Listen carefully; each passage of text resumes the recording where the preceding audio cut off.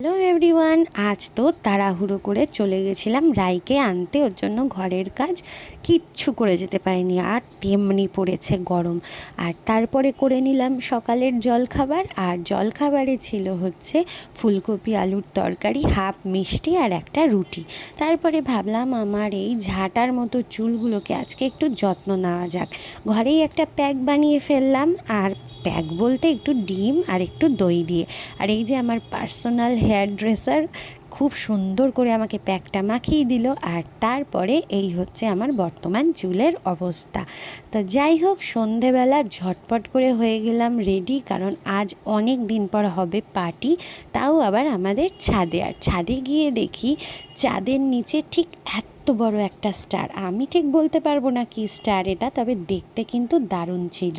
আর এদিকে গরম গরম ভাজা হচ্ছে পকোড়া। আজ ছিল আমার এক দাদার বার্থডে, আর সেই উপলক্ষে ছিল আমাদের ছাদে পার্টি বলতে পারো, পিকনিক বলতে পারো, সব কিছুই। এই হচ্ছে বার্থডে বয়, অনেক কষ্টে ক্যামেরার সামনে আনতে পেরেছি। আর ততক্ষণে আমি বসে বসে একটা পকোড়া টেস্ট করে নিলাম, আর তারপরে কেকটাকে সুন্দর করে সাজিয়ে নিলাম।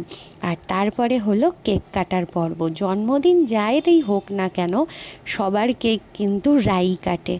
আর আমরা কেকটা খেয়েছি কম, আর কেকটা গালে মেখেছি বেশি। এখানে যখন আমি ভিডিওটা তুলছি অনেকটা তুলে নিয়েছিলাম, আমার জামাতেও লেগেছিল। তারপর চেঞ্জ করে আবার চলে গেলাম, দেখি নন্দাই বসে বসে চিকেন রান্না করছে। আর সত্যি কথা বলতে চিকেনটা খেতে কিন্তু জাস্ট দুর্দান্ত হয়েছিল। আর আবার তারপর কি সবাই মিলে গল্প গুজব করে একসঙ্গে খেতে বসলাম, দুর্দান্তভাবে কাটালাম দিনটা। তো তোমরা অবশ্যই কমেন্ট করে বলবে কিন্তু ভিডিওটা কেমন লাগলো। দেখা হচ্ছে নেক্সট শর্টসে।